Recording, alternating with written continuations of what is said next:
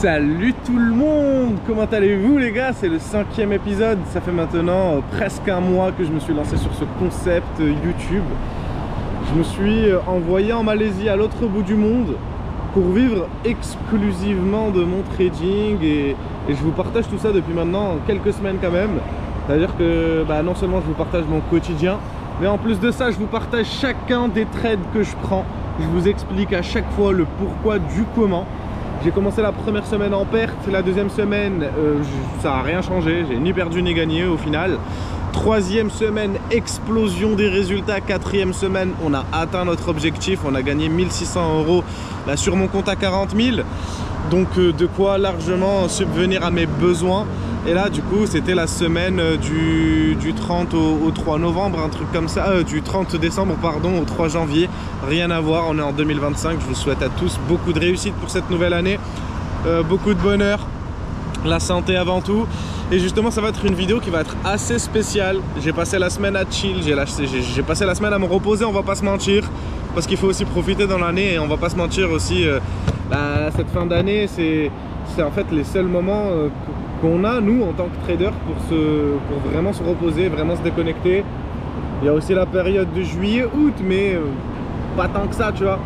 Là vraiment la fin d'année c'est vraiment la seule période où on est vraiment tranquille tu vois. Cette vidéo est une vidéo qui est très spéciale les gars parce que je ne vais pas forcément fonctionner de la même manière. On est déjà vendredi. Oh là là, les motos quand elles passent, elles font du bruit. On est déjà vendredi et cette vidéo, c'est une vidéo où je vais vous partager tout simplement mes résolutions 2025, mes objectifs, mais surtout les plans d'action que j'ai mis en place pour pouvoir les atteindre. Et ça, c'est très important, hein. C'est là quelle est la différence. C'est là que tout se joue. Beaucoup ont des objectifs et très peu ont des plans d'action. Beaucoup savent ce qu'ils veulent, mais très peu savent comment est-ce qu'ils vont faire pour obtenir ce qu'ils veulent justement. Et ça va être tout l'objectif de cette vidéo. Je vais vous partager, je vais vous parler business, de mes autres sources de revenus autres que le trading. Je vais vous parler bien entendu de trading, je vais vous parler de bourse et d'investissement. Donc abonnez-vous, donnez de la sephore à ceux qui le méritent les gars. Vous voyez, on fait les choses bien. Je vous montre en toute transparence toute l'évolution, chacun de mes trades. Abonnez-vous bordel, abonnez-vous. Voilà, je suis pas très fort en termes d'intro sur YouTube.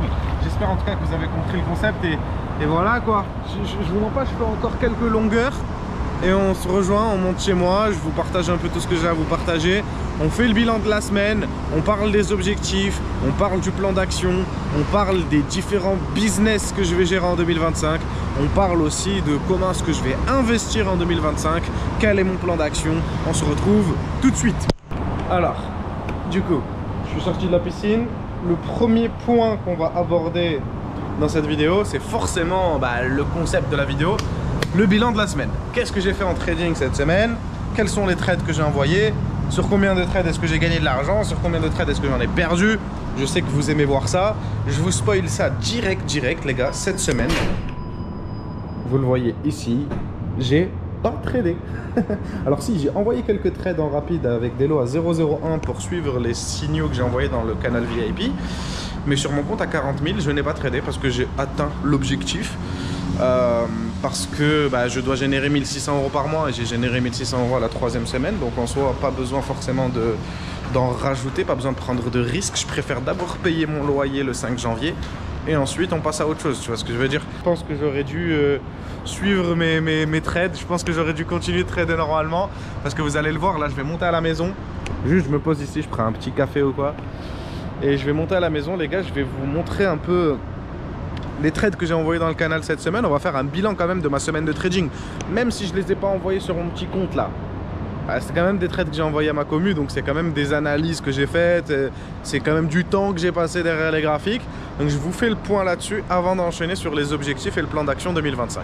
On va pleurer ensemble, on va faire le bilan de la semaine entre le 30 décembre et du coup aujourd'hui le 3 janvier, tout en sachant qu'actuellement il est 9 h en France, donc la journée de vendredi, elle n'est pas dans le bilan. Ça m'étonnerait que je trade aujourd'hui, mais pourquoi pas, d'accord? Donc, on se lance directement sur les graphiques. Le 30 décembre, j'ai envoyé un trade sur le Dow Jones l'après-midi. Je n'ai rien tradé le matin. Et... ah merde, Vous aviez pas l'écran. Ok, d'accord. Donc là, d'abord, je démarre l'enregistrement. Ouais, d'accord. Ok. Hop. Là, ok. Là, maintenant, je démarre l'enregistrement. Là, maintenant, vous voyez l'écran. Et on y va. Du coup, le premier trade que j'ai envoyé, c'était sur le Dow Jones. Je l'ai envoyé à 15h29 le lundi 30 décembre. Donc le 30 décembre, c'est à ce niveau-là. 15h29, c'est cette bougie à ce niveau-là. Moi, je suis rentré à 42 550. Donc le prix d'entrée était tout pile ici. Donc tout pile sur la bougie 15h29, non? Un peu plus... je l'ai envoyé ici, le trade, voilà. Voilà, c'est chiant. En fait, ce qui est chiant, c'est que je trade sur les FX et donc le prix est à 42 550. Mon prix d'entrée, il y a un léger décalage, mais rien de ouf. Je suis rentré avec un stop loss à 250 points, les gars, donc assez large. Donc j'avais un stop qui était ici. Alors ça a galéré, certes, c'est parti dans le mauvais sens, certes, mais j'ai fait une clôture partielle quand le marché a touché les 300 points de bénéf. Donc pile à ce niveau-là, les gars. Et ensuite, on a break-even. Donc, j'ai eu l'occasion d'effectuer une clôture partielle à 300 points. Incroyable. Alors là, on va s'amuser à faire le bilan de si j'avais pris tous les trades que j'ai envoyés dans Telegram. Vous me connaissez, j'envoie 200 $ de risque à chaque trade directement. Alors, sur ce trade, il y avait donc 250 points de stop loss, mais j'ai fait une clôture partielle à 300 points de positif. Donc, on fait 300 divisé par 250, ça veut dire que je gagnais 1,2 fois ce que j'ai risqué. Et étant donné que j'ai risqué 200 balles, donc je gagnais 240 balles. Sur ces 240 balles, j'ai fait une clôture partielle, donc j'ai encaissé 120 dans ma poche et les deuxièmes 120, bah, je les laisse tourner et je sors à zéro. Donc techniquement, je suis censé, à ce niveau, on va le noter, avoir encaissé 120 €. Le deuxième trade que j'ai envoyé, c'était le lendemain, du coup c'était le 31 décembre, la veille du nouvel an. Le DAX était totalement fermé. C'était un marché totalement fermé, je ne pouvais pas placer de trade dessus, rien. Et c'est à 15h, c'est à 16h14, donc à 15h14, heure française plutôt, non 16h14, que j'ai envoyé le trade. Donc une heure après l'ouverture des marchés, on a un OPR mardi qui s'était dessiné à ce niveau-là. Donc vous voyez, c'est cette bougie. On a eu une clôture, une cassure par le bas au niveau de l'OPR. J'ai décidé de rentrer, alors, bonne question, je suis rentré à quel niveau? Alors que j'ai envoyé le trade quand on était à 16h14, donc on était encore dans l'OPR, et j'ai envoyé un trade, maintenant je m'en rappelle, je suis désolé, ça me revient. J'avais envoyé un trade par rapport à cette zone qui ne voulait vraiment pas laisser passer le marché. Cette zone qui correspondait par ailleurs à un top dans une structure qui était baissière. Et j'avais décidé, je m'en rappelle maintenant, de mettre un sell limit sur le haut, à ce niveau-là, avec un stop loss du coup qui était à 70 points. Donc vous voyez, c'est pas parti me chasser, hein. Dès que j'ai été activé ici, le marché est directement allé dans le bon sens. Et j'avais placé un take profit final, à 240 points de profit. C'était à ce niveau-là à peu près que j'avais décidé de TP. Et c'est exactement ce qui s'est passé. Alors on a quand même fait une clôture partielle quand le marché a touché les 160 points de profit. Donc j'ai fait en fait une clôture partielle à ce niveau-là. Voilà, quand on est venu toucher les derniers plus bas. Et ensuite TP final à 240 points, à 270 points pardon au final, ici. Pareil, on va s'amuser à calculer. Tout à l'heure, j'aurais gagné 120 € si j'avais pris le trade. Et là, sur ce trade, j'avais 70 points de stop loss. J'ai fait une clôture partielle quand on a touché les 160 points. Donc 160 divisé par 70, ça fait 2,28. Fois mes 200 $ de risque, c'est censé faire 457 $ à ce moment-là, sur lesquels je fais une clôture partielle. Donc sur lesquels je récupère 228. Plus les 120 tout à l'heure, ça fait 350 € là qui sont censés être dans ma poche à l'heure où je vous parle. Mais c'est pas fini parce que le trade a complètement TP. Il a TP à 270 points de TP, divisé par les 70 points de stop loss, ça fait 3,8 fois mon risque. Sauf que là, je ne vais pas faire fois 200 $, je vais faire fois 100 $, étant donné que j'ai déjà fait une clôture partielle. Et donc, ça fait que là, j'aurais encaissé 385 plus les 350. Ben là, normalement, on est mardi après-midi. J'étais censé être à 735 $ de profit si j'avais suivi mes trades et si j'avais pas décidé de faire une pause cette semaine. Ensuite, mardi, j'ai pas envoyé d'autres trades. Mercredi, on ne pouvait pas du tout trader. Et jeudi, hier, c'était carnage. Jeudi 2 janvier, j'ai pris le DAX le matin, les gars, à coup de claque, je l'ai pris. Vraiment. Alors, le jeudi, c'est ici. Le jeudi 2 janvier, c'est là. L'ouverture du DAX, elle est sur cette bougie-là. On va dessiner l'OPR qui était sur cette grosse bougie verte. Voilà.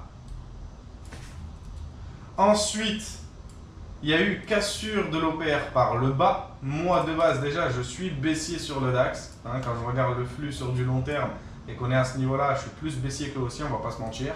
Et quand il y a eu une cassure de l'OPR par le bas sur cette énorme bougie, j'ai envoyé un message dans le VIP, j'ai expliqué que je n'allais pas rentrer comme d'habitude avec un sell limit juste sur le bas d'OPR et un stop loss au-dessus de la bougie qui a cassé, ça me donnerait un stop loss beaucoup trop grand. Mais j'ai décidé de rentrer plutôt au milieu de l'OPR, à peu près à ce niveau-là, vraiment à ce niveau-là, avec un stop loss au-dessus de tout et un take profit vraiment plus bas. Alors j'avais sur le trade envoyé 80 points de stop, donc voilà à peu près. J'avais un take profit final qui était à 200 points de profit, donc ici sur les plus bas, d'accord, bon sur les plus bas, à peu près ici. Vous m'aurez compris, j'ai dû rentrer un tout petit peu plus haut parce que franchement, vous allez le voir, je suis rentré de manière hyper millimétrée. Mais c'est pas fini parce que quand le trade est parti dans le bon sens, sur Telegram, j'ai décidé de passer break-even à un moment, assez rapidement, et de re-rentrer en position quand le marché a recassé son OPR. Du coup, je décide de rentrer en position ici, avec un stop loss ultra court, 30 points à peine, au-dessus de la bougie de la bougie précédente. Tu vois, carrément, j'ai voulu faire safe. Et j'avais un take profit pardon, à 75 points à ce niveau-là. En fait, j'avais un take profit vraiment sur les 160, je crois, un truc comme ça. 860, pardon. 860, sauf que maintenant, vu qu'il y a un décalage, en fait, mon take profit, il était pile sur ces plus bas-là. Et dites-vous qu'ensuite, le marché, alors non, c'est pas ça, parce qu'en soi j'avais un stop loss à 30 points et un take profit à 75 points. Sa mère, je sais plus où est-ce que je m'étais positionné exactement. Alors là, je sais que c'est difficile à croire, mais parce que quand j'étais dans le feu de l'action, j'étais sur mon MetaTrader. J'avais un take profit à 75 points. Bah, de toute façon, en vrai, on peut aller voir sur MetaTrader directement mes entrées. Voilà, sur le DAX, hier, je suis rentré. Alors, comme je vous l'ai dit, cette bougie verte, c'est l'OPR. Ça a cassé l'OPR. J'ai décidé de rentrer au milieu d'OPR. Donc, vous le voyez ici, avec un stop loss ultra large. Ensuite, deuxième prix d'entrée. D'accord, je m'en rappelle maintenant que je le vois. Ça a été quand il y a eu un changement de structure. C'était pas vraiment à ce niveau. C'était plutôt à ce niveau-là. Parce que j'avais observé le marché en M1. J'étais vraiment en full scalper. Et clairement, je m'en rappelle maintenant. Pourquoi est-ce que je suis rentré à ce niveau-là? C'est parce qu'on avait eu un break de la structure, un changement de la structure à ce niveau. Vous voyez que ça a clôturé en dessous. Et ensuite, j'ai attendu un repli sur un niveau Fibo. Et je suis rentré sur les 0,5-0,618. Et je suis rentré pile ici, d'accord? Et tu le vois à ce niveau, ça correspond, d'accord? Je suis rentré pile à ce niveau-là. Ensuite, le troisième trade, lui, il a été envoyé à la cassure de l'OPR. Donc on a eu une cassure de l'OPR qui s'est effectuée. Et quand il y a eu la cassure, je suis rentré une troisième fois en position sur le bas d'OPR. D'accord? Alors, je vais mettre ma troisième position. C'était pile ici. Sur cette position, j'avais 30 points de stop. Et je sortais à 160 juste ici. Un truc comme ça. Ouais, là, ça me fait 75 points de TP, donc ça correspond. Et la deuxième position, pareil ici, j'étais rentré avec 30 points de stop également. Donc avec un stop là. et un take profit sur les 160, pareil pour 60 points de TP également. Bref, Le résultat, comme vous le voyez dans les screens que je vous montre, c'est que la toute première position à ce niveau-là, j'ai effectué une clôture partielle dessus. J'ai effectué une clôture partielle quand on a fini à 70 points de profit. Alors que j'avais 80 points de stop loss. C'est pas ouf, mais j'ai préféré faire des clôtures partielles de tout au même niveau. Ensuite, le DAX 40 que j'ai envoyé en deuxième, j'ai fait une clôture partielle quand on a touché les 55 points de profit. Et ensuite, quand la troisième position était en profit de 40 points, j'ai également fait une clôture partielle. Sur les deux dernières positions, j'ai touché un take profit, donc sur la première et sur la deuxième. Et sur la toute première position, pardon, j'ai finalement break-even après avoir fait une clôture partielle. Alors je sais que c'était un peu compliqué à expliquer tout ça, on va pas se mentir, mais tout ça, ça a été envoyé dans le Telegram, je te mets toutes les preuves, vraiment, le lien est en description, frérot, il faut rejoindre. C'était dans le feu de l'action, j'étais en scalper et j'ai partagé tous mes trades. Mais si on fait le calcul, alors déjà tout à l'heure, j'étais censé, cette semaine, si j'avais suivi mes trades, au mardi, j'étais censé avoir 735 $ de profit. Mais qu'en serait-il sur ces trois positions? Alors, sur la toute première position, j'avais un stop loss à 80 points et j'ai fait une clôture partielle à 70 points avant de break-even. Donc, 70 divisé par 80, ça fait 0,875 fois 200 $ que j'étais en train de risquer.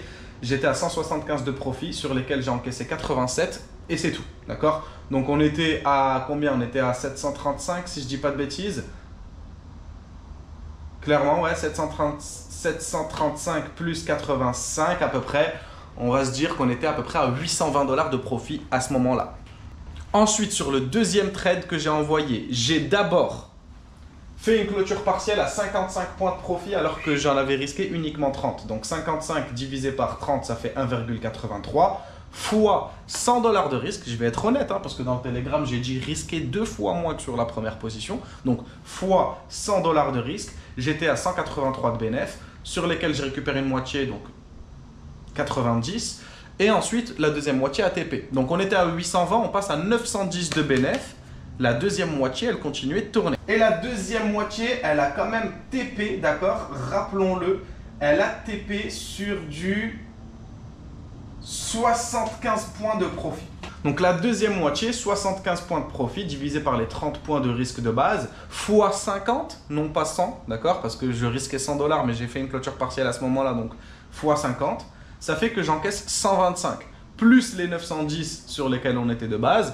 À ce moment-là, je suis censé être à 1035 de profit. Et finalement, la troisième position, j'ai fait une clôture partielle quand on était à 40 points de stop, sachant que j'en ai risqué 30. Donc 40 divisé par 30, ça fait 1,33 fois 100 $ de risque, ça fait 133, divisé par 2, ça fait 66, d'accord? 66 plus les 1035, si je dis pas de bêtises, ouais, clairement 1035 sur lesquels on était, ça fait 1100 $ de profit normalement à ce moment-là.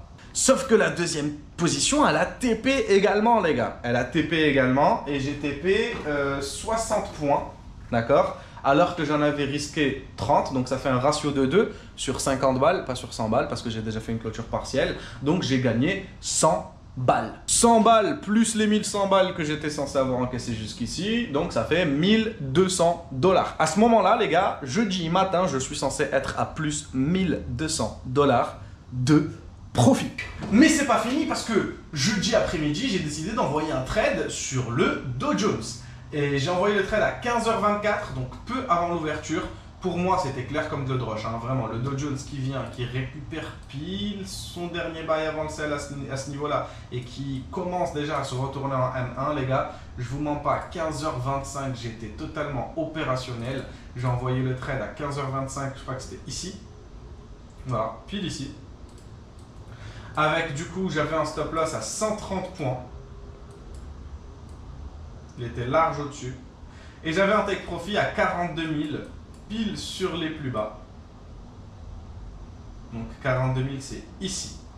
Ce trade-là, un peu dégoûté, on va pas se mentir, parce que y a eu une bonne partie qui est partie dans le bon sens. À 180 points de bénéfices, j'ai fait une clôture partielle. J'ai annoncé une clôture partielle à 180 points de profit. Donc ici, j'ai vraiment fait ma clôture partielle pile là où il le fallait parce que juste après, tu vois que ça se retourne.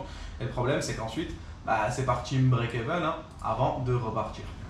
Mais du coup, sur ce trade à 180 points de profit, alors que j'en risquais 130, donc sur un ratio de 1,38, j'étais donc à 276 $. 276 $ sur lesquels je récupère la moitié, donc 140 $, plus les 1200 que j'étais censé avoir déjà encaissé jusqu'ici, 1340 $. Sur la deuxième moitié, je me suis fait break-even, mais c'est pas un souci, mais 1340 $. J'étais censé être à 1340 $ si j'avais tradé. Si j'avais pas pris cette décision de faire une pause, je serais à plus 1340 $. Ça veut dire qu'avant même que le mois de janvier ne commence, j'aurais clôturé 75% du mois de janvier. C'est dommage.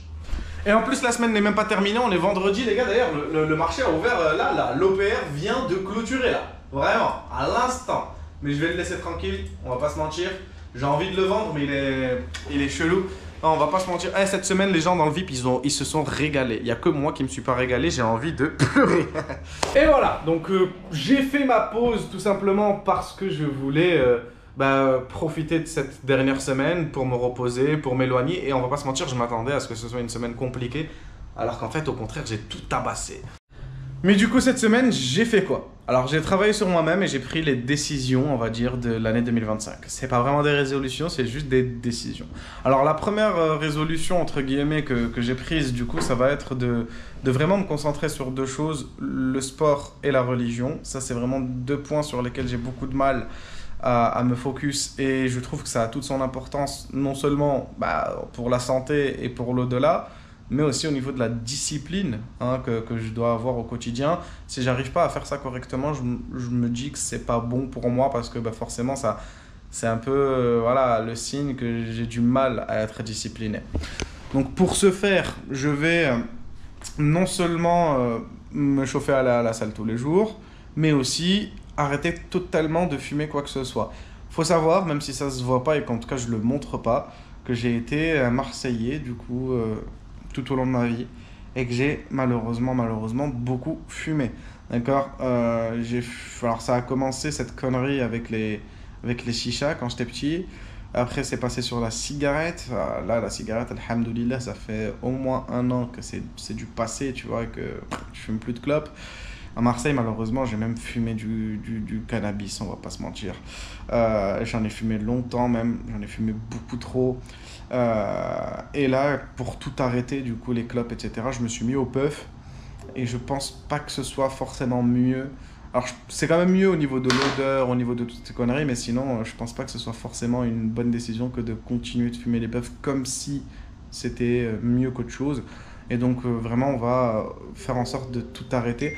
Moi je pense que c'est pas un problème de nicotine parce que toute ma vie quand je rentrais chez moi, je dormais sans fumer. Je me réveillais sans fumer. Quand j'allais en Algérie avec mes parents pendant 1 semaine, 2 semaines, je ne fumais pas. Même là, quand je fumais de ouf quand j'étais à Marseille, mais quand je suis allé à Dubaï, aucun joint, pas de clope parce qu'il faisait trop chaud, rien. Et vas-y, tu vois, je sais que j'éprouve pas le manque de nicotine ou de substances comme du même type, mais je pense que c'est l'habitude de toujours fumer quelque chose qui est ancré en moi et que je dois vraiment retirer. Donc ça, c'est vraiment un objectif. Ensuite, en termes de religion, alors non seulement toutes mes prières doivent être faites à l'heure, pourquoi pas à la mosquée, ça serait pas mal. Les Jumu'ah, bien entendu. Je vais aussi essayer d'apprendre un peu de Coran. Il faut savoir que j'ai toujours... appris, j'en ai toujours beaucoup dans la tête. Les règles de Coran, je les connais bien. Ma mère étant prof de Coran et prof d'arabe depuis mon plus jeune âge, j'ai toujours appris tout ça correctement. D'ailleurs, j'ai des récitations, j'ai une récitation qui est quasi parfaite, entre guillemets, dans le sens où je respecte vraiment toutes les règles de récitation coranique. J'ai pas besoin d'aide là-dessus, j'ai juste besoin de me motiver moi-même et d'en apprendre davantage. Est-ce que vous voulez une petite démonstration? On se fait Ayat al-Kursi? Allez, hayya bina. أعوذ بالله من الشيطان الرجيم الله لا إله إلا هو الحي القيوم لا تأخذه سنة ولا نوم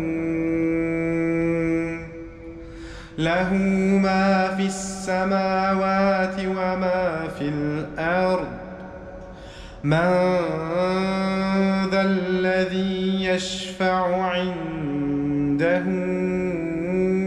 إلا بإذنه يعلم ما بين أيديهم وما خلفهم ولا يحيطون بشيء من علمه إلا بما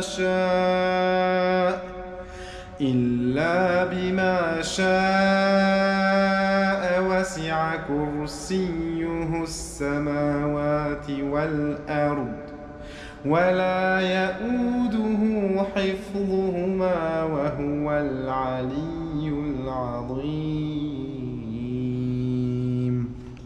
Non, je vous mens pas, j'ai fait quelques 2-3 petites erreurs de prononciation. Ouais. Là, je m'en suis rendu compte avec l'oreille. C'était pas carré.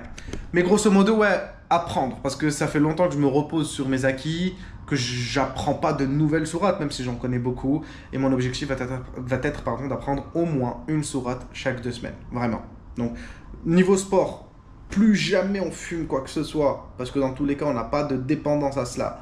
Plus on fait du sport quotidiennement. Et niveau religion, non seulement essayer d'avoir le bon comportement, ça c'est... Il n'y a même pas besoin d'en parler. Mais bien entendu, ces 5 prières toujours à l'heure, j'ai toujours eu du mal à faire ça. Et du coup, apprendre plus de mon Coran. Mais pour du coup parler de religion et de business en même temps, je me suis engagé aussi à apprendre le Coran aux gens. Parce que je maîtrise bien les règles, parce que je sais lire et écrire et je comprends l'arabe, parce que ma mère est prof d'arabe et de Coran, parce que j'ai les connaissances nécessaires, ça c'est sûr et certain, pour pouvoir enseigner quelque chose aux gens. Je lancerai, Inch'Allah, en 2025, mon projet personnel, qui n'a rien à voir avec vous, et je n'impliquerai pas la communauté là-dedans, mais mon projet personnel qui consistera à développer une plateforme d'apprentissage de langue arabe et de Coran, une plateforme que j'ai pour objectif de développer en indépendant avec ma mère. Ça me permettra de me rapprocher de ma famille, de me rapprocher de ma religion et de continuer à faire de l'argent et à développer de nouveaux concepts, de nouveaux business, etc. L'objectif sera de tourner vraiment toute une formation complète, de pouvoir la traduire dans plusieurs langues grâce aux intelligences artificielles et de pouvoir la promouvoir, notamment en Angleterre, notamment dans tous les pays anglo-saxons et surtout dans toute la partie Asie du Sud-Est qui concentre la plus forte population de musulmane, si je ne dis pas de bêtises, au monde. L'Indonésie, la Malaisie, c'est des pays qui ne sont pas du tout arabophones, mais qui sont constitués d'une population musulmane qui est ultra importante. Et ce sera un de nos objectifs, Inch'Allah. Ensuite, mes objectifs business, du coup, autres que celui-ci, ça va être de développer, bien entendu, The Restart. The Restart, c'est notre équipe, c'est notre entreprise, notre petit bébé, où on accompagne les gens à obtenir la rentabilité en trading et à obtenir de réels résultats de 3 manières différentes. Donc, il va y avoir tout le temps le VIP. Le VIP, c'est pour ceux qui veulent, du coup, suivre des alertes, gagner de l'argent quand j'en gagne et perdre quand j'en perds. Donc pour intégrer le VIP, c'est via de l'affiliation broker ou propre firme. Voilà, rien de plus simple. Il va y avoir la partie formation. Donc là, c'est la partie où on veut former des gens, on veut vraiment les prendre de zéro et leur apprendre un maximum de choses de manière intensive, de l'accompagnement personnel, etc. Et il va y avoir toute la partie coaching, accompagnement groupé. Donc ça, c'est le Discord. C'est un abonnement à 50 € par mois. Tu rentres dedans et c'est du quotidien, c'est vraiment tous les jours, on partage nos signaux, on partage nos alertes, on partage nos analyses, on fait du trading live, on fait des cours en live, etc. Donc le but du jeu là-dessus, ça serait pour moi d'atteindre la barre des 110 personnes dans le Discord et de ne pas la dépasser. Pour moi, ce sera une limite, une véritable limite, parce que 110 personnes, je pense que c'est le nombre qu'il nous faut pour avoir un Discord actif, mais pas trop, parce que je sais que sur 110 personnes, il va pas y avoir 110 personnes qui vont parler, malheureusement c'est toujours le cas, donc je pense qu'il y en aura une trentaine qui seront actifs, et je pense que ça pourra être sympa. Donc 110 personnes, ça me permet de générer 5500 € mensuels, alors moins les frais, etc. des plateformes de paiement, on est à 5000 € mensuels, donc ça me ferait un petit 60 000 € à l'année, et ça serait sympathique pour moi, je pense, d'être payé 60 000 € à l'année pour pour accompagner les gens. Ça me permet en plus de ça d'avoir une rente mensuelle fixe et qui me permettra du coup de développer, d'employer des coachs pour le Discord, de développer de nouveaux concepts, d'inviter certains membres du Discord en voyage de temps en temps, etc. Donc je pense que la barre des 110 personnes, c'est un bel objectif pour 2025, autant pour vous que pour nous. Ensuite, intégrer 200 personnes dans le VIP, ouais, je pense que ça pourrait être sympa. D'après mes estimations, en prenant en compte le fait qu'il y a certaines personnes qui sont sur de la propre firme, d'autres personnes qui sont sur le broker, j'estime que 200 personnes, c'est censé me rapporter dans les 70 000 euros à peu près. Donc 60 000 euros du Discord plus 70 000 euros du VIP, bah, on finit sur une belle tranche à 130 000 euros, ça pourrait vraiment être sympa. Ensuite, en termes de formation, j'aimerais bien ouvrir 4 classes cette année. Dans chaque classe, 10 personnes qui payent 500, donc ça fait 5 000 par classe, x 4, 20 000 euros l'année. C'est pas un gros chiffre, mais c'est vraiment la proximité que je vais avoir avec la communauté, avec les gens, la plus-value que je vais pouvoir apporter également. On finit l'année sur du 150 000 euros à peu près. Si maintenant je compte la monétisation TikTok d'un côté, YouTube de l'autre, on va peut-être aller arrondir à 155 000 euros cette année, tu vois, sans plus. C'est un super bel objectif que je me suis donné, sur lequel j'ai travaillé depuis maintenant plusieurs mois et où je suis vraiment totalement prêt. Genre vraiment, je suis prêt à travailler d'arrache-pied, je suis prêt à faire les choses bien entendu. Toujours faire les choses en partant d'une bonne intention et faire les choses bien, les gars, c'est de loin le plus important. Et finalement, un des objectifs que j'ai aussi, ça va être au niveau de la gestion financière. Je me suis engagé à investir au moins 30% de tous mes revenus selon un plan bien précis, un plan bien simple mais bien précis également. Là, je vais devoir vous remettre là-bas, rebrancher l'écran et vous en parler plus en détail. Alors du coup, comme je vous l'ai dit, j'ai décidé de vraiment me faire un véritable portefeuille long terme. Alors j'ai déjà eu des portefeuilles boursiers ou portefeuille crypto, mais ça a toujours été des portefeuilles court terme, tu vois, je les possède, boum, j'attends un multiplicateur, je revends tout, merci, au revoir. Non, là, je veux vraiment créer le portefeuille qui fera ma retraite, Inch'Allah, plus tard, tu vois. Le portefeuille qui fera mon patrimoine, carrément. Et je vais me lancer dans du DCA. Il faut savoir que le DCA, Dollar Cost Average, si je dis pas de bêtises, waouh, mon téléphone il est dead, on va devoir revendre les actions qu'on vient d'acheter. Le DCA, Dollar Cost Average, du coup comme je disais, c'est une stratégie qui consiste à investir en fait sur un marché financier, mais en investissant en fait toutes les semaines, ou tous les mois, ou toutes les 2 semaines, mais en tout cas à intervalles réguliers, une somme fixe. Et en fait ça permet d'acheter un produit en lissant le prix d'entrée. C'est-à-dire que si maintenant tu achètes du Bitcoin et que tu mets toutes tes économies dessus maintenant et que le Bitcoin s'écroule, tu vas avoir peur. Alors que si tu mettais 2% de tes économies semaine par semaine, bah ça irait plus lentement et tu pourrais du coup rentrer sur un prix d'entrée moyen. Moi, je vais me concentrer sur les indices boursiers. Je vais juste vous expliquer à quel point les indices boursiers c'est incroyable. Regardez, ça c'est la courbe du S&P 500. Alors non, ça c'est la courbe du S&P 500.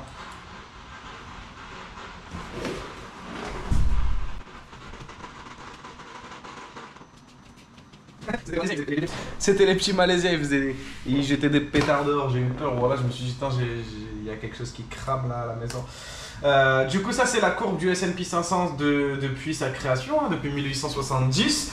Le S&P 500 est un indice boursier qui regroupe les 500 plus grandes entreprises américaines. Donc là, en fait, tu as les 500 plus grandes entreprises américaines qui sont là, posées, et tu peux en acheter. C'est un panier d'actions, d'accord ? Et là, franchement, tu regardes que... Voilà, au début il stagnait un peu, c'est normal, l'indice est jeune. Ensuite ça pump, tu vois qu'en 1929 on a eu un petit crash et c'est d'ailleurs le plus gros crash qu'il y a eu depuis la création du S&P. Tu vois que année après année le marché ne fait que grimper, hein. Là le marché est en yearly, donc chaque bougie représente 1 an. Et tu vois que année après année le marché ne fait que grimper, que grimper, que grimper. Donc en achetant ça, et en te disant, de toute façon, je ne revendrai pas avant 10 ans, tu ne peux pas finir en perte. La seule période où tu aurais pu finir en perte, c'était peut-être sur cette période-là.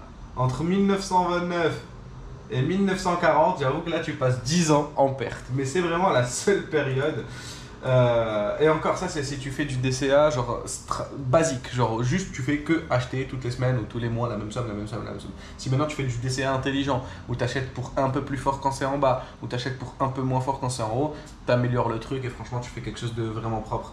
Donc en gros, là, j'ai investi sur un truc qui est gagnant à 98%, pour ne pas dire 100%. Je ne peux que gagner de l'argent là-dessus. Mais je ne vais pas investir sur le S&P 500. Personnellement, je vais me concentrer sur le Nasdaq. Le Nasdaq, c'est un indice boursier qui regroupe les 100 plus grandes entreprises américaines, mais cette fois-ci les 100 plus grandes entreprises technologiques américaines. Donc c'est un indice qui est plus ou moins jeune, 1985, et c'est normal. Ça regroupe du coup les 100 plus grandes entreprises technologiques américaines. Comme j'étais en train de le dire, je l'ai répété 2 fois.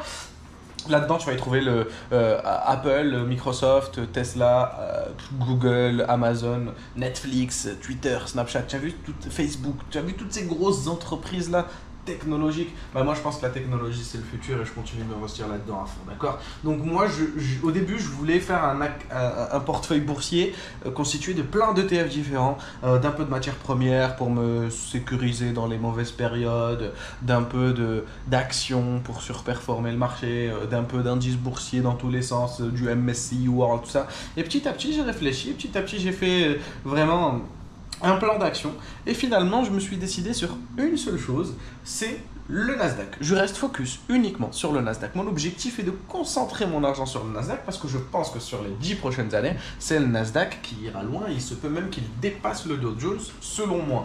Donc je me concentre sur le Nasdaq, je l'observe en monthly et actuellement en monthly nous sommes en phase d'impulsion. Alors je vais faire une stratégie qui lie un peu mon trading à mon côté investisseur.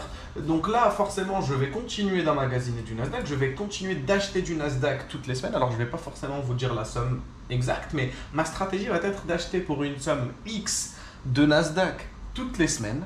Toutes les semaines, j'emmagasine. Mais en parallèle de cet achat, je vais acheter un ETF qui short le Nasdaq en levier x3. Ça veut dire qu'en fait, c'est un ETF qui short le Nasdaq en effet de levier x3. Franchement, si tu ne comprends pas, rejoins le canal Telegram en bio. C'est ultra grave si tu ne comprends pas. Et je peux t'aider, je peux te former. Viens juste me dire, forme-moi s'il te plaît. Moi, je vais te proposer une formation à un certain prix. Tu vas investir. Du coup, moi, je vais pouvoir atteindre mes objectifs financiers de 2025. Et toi aussi, je suis transparent avec toi. Je suis le seul qui donne les chiffres, d'accord? Oui, je vais gagner de l'argent sur toi. Mais je te jure que ça ne sera pas pour rien. Toujours partir d'une bonne intention, c'est toujours du gagnant-gagnant. D'accord? Je t'apporte quelque chose dans ta vie, tu m'apportes quelque chose dans la mienne et on avance ensemble. Lien en description. Et pourquoi est-ce que du coup j'achète cet ETF qui short le Nasdaq en levier x3? C'est tout simplement pour me couvrir de la prochaine correction qu'il va y avoir. Alors je n'anticipe pas forcément une correction sur du très long terme, de toute façon ça va être compliqué à anticiper, mais par contre je me dis qu'à ce moment-là, on a quand même bien performé, on peut s'attendre à une correction, d'accord? Donc je commence à placer des ETF short effet de levier x3 qui correspondent à 1/9 de la somme que j'investis sur mes ETF longues normales. Je m'explique. Imaginons que cette somme X dont je vous ai parlé, c'est 20 000 €. Alors imaginons que j'ai 20 000 € avec un prix d'entrée à ce niveau-là, en moyenne, d'accord? Je vais toutes les semaines investir une somme et au final ça fera 20 000 €, d'accord? Donc au final, je vais avoir 18 000 € de Nasdaq, on va dire, en longue. Et à côté de ça, je vais avoir 2 000 € en short. En short, effet de levier x3. Ça veut dire qu'en fait, à ce niveau-là, et ça je vous l'ai déjà préparé, c'est ici, à ce niveau-là, je vais avoir plusieurs stratégies. Premièrement, si le marché continue de grimper, et là-dessus, on va pas se mentir, ça peut arriver, en termes de probabilité, c'est même très probable que ça arrive. Si du coup le marché continue de grimper, mon pari à la vente, je vais le perdre, d'accord? Et je vais me faire liquider à 28 000 $ sur le Nasdaq parce que vous voyez que c'est une augmentation de 33%. Et étant donné que mon ETF c'est un short en x3, je me ferai liquider quand le marché aura atteint les 33% de hausse. Sauf qu'en plus de ça, étant donné que je rentre en DCA, mon prix d'entrée et il se moyenne au fur et à mesure, et donc mon prix où je me fais liquider, bah, il augmente au fur et à mesure également. Donc en vrai, je me fais jamais vraiment liquider, à moins qu'il y ait un pump genre ultra puissant qui fait que le Nasdaq prend genre 33% en 2 semaines, tu vois. Sinon, à part ça, je suis à peu près à l'abri. Dans le deuxième scénario, en revanche, si le marché décide de chuter, j'ai un plan où déjà je sors à ce niveau-là, parce que ça correspond au 0,5 de Fibo de la dernière impulsion, bien sûr, donc c'est un niveau qui va grimper en même temps que le marché si le marché décide du coup de grimper. Et je revendrai tout ça ici. Donc déjà, si j'ai 2000 € comme on l'avait dit tout à l'heure en short, ici le marché a chuté de 14%, on va dire. Je suis en levier x3, je viens de récupérer 14, 28, 38, 43% de bénéfices à peu près.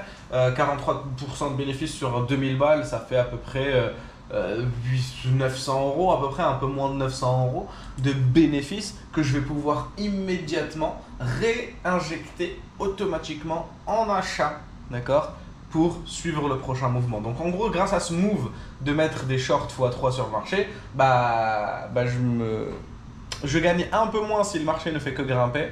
Mais par contre, sur les corrections, je peux vraiment grossir mon capital. C'est-à-dire que sur un move, par exemple, où le marché en 2025, il décide de faire ça et de regrimper, je suis hyper gagnant parce que du coup, sur mes shorts, j'ai récupéré du bénéfice que j'ai réinjecté. Ensuite, sur ce niveau-là, accumulation longue, je décide de mettre de l'argent de mon portefeuille, de ma poche, pardon, que je rajoute à ce moment-là. Ensuite, accumulation longue x2, là, je rentre en effet de levier x2, c'est-à-dire mon DCA, j'arrête de faire du DCA classique et je commence à faire du DCA en x2. Et à ce niveau-là, sur l'order block monthly à 14 800, je commence à faire du DCA en levier x3. Donc, dans un mood où il y a une grosse correction, dans un scénario où il y a une grosse correction, je suis totalement gagnant là-dessus. C'est-à-dire que sur ce même mouvement-là, quelqu'un qui a 18 000 € ici, ici il se retrouve peut-être à 21 000, je dis n'importe quoi, mais quelqu'un qui fait le même move que moi, à la fin se retrouve à 23, 24, 25 000 en termes de pourcentage, c'est considérable. Alors, bien entendu, c'est pas si simple que ça, hein, il y a beaucoup de détails, mais pareil, je vous ferai un point tous les vendredis et on essaiera de faire en sorte que ce portefeuille grossisse, je vous mens pas. D'ailleurs, on le fera grossir. Mon objectif ne sera jamais de revendre mes ETF. Si je les vends, c'est pour les placer sur un autre ETF, hein, c'est-à-dire je vends mes shorts pour les placer en longue, mais jamais rien dans la poche. Même les dividendes, j'achète que des ETF qui accumulent. Genre en gros, les dividendes, ils sont immédiatement remis dans le portefeuille, dans le compte épargne, tu vois. Donc je ne revendrai jamais ces ETF. À part sous 3 conditions. Condition numéro 1, un tiers de mon capital en bourse me permet d'acheter un bien immobilier. Moins de 5% de mon capital en bourse me permet d'investir dans des futilités type montre, etc. Ou bien je suis à la retraite et du coup je décide de commencer à vivre de mes dividendes, de mes revenus.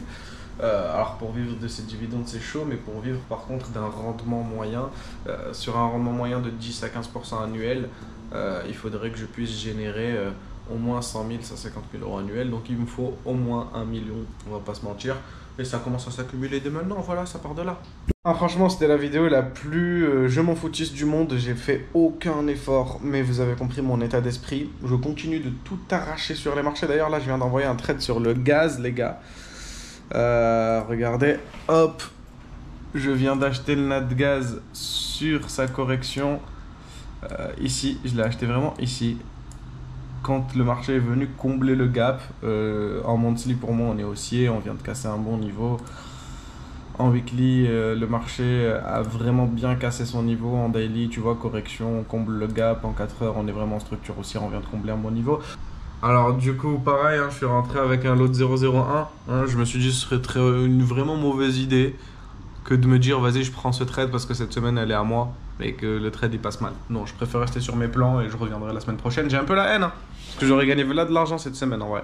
Mais l'essentiel c'est que j'en ai fait gagner aux membres du Telegram et actuellement ils sont sur le gaz. Je l'ai envoyé les gars, pour me rejoindre c'est très simple, le lien est en description. Tu me contactes, tu me dis que tu veux rentrer dans le VIP ma gueule. En espérant que vous kiffiez la transparence, que vous kiffiez l'état d'esprit, que vous vous reconnaissez dans moi, quoi, et que vous allez m'accompagner durant cette année 2025. Je vous souhaite encore une fois une excellente année, beaucoup de réussite dans vos projets. Et voilà, faites en sorte de ne plus jamais fêter le nouvel an de la même manière. C'est-à-dire que la prochaine fois que vous fêterez votre nouvel an, d'ailleurs arrêtez, voilà, c'est haram, frère. Mais pour le mindset d'entrepreneur, la prochaine fois que vous fêterez votre nouvel an, c'est pour fêter l'année qui est passée. C'est pour fêter vos réussites. Et non pas juste pour aller faire de la merde, ok, d'accord? Je compte sur vous les gars, n'oubliez pas qu'il n'est jamais trop tard pour prendre un nouveau départ. Je vous attends de l'autre côté. Et voilà quoi, je vous aime. Ciao, ciao, ciao.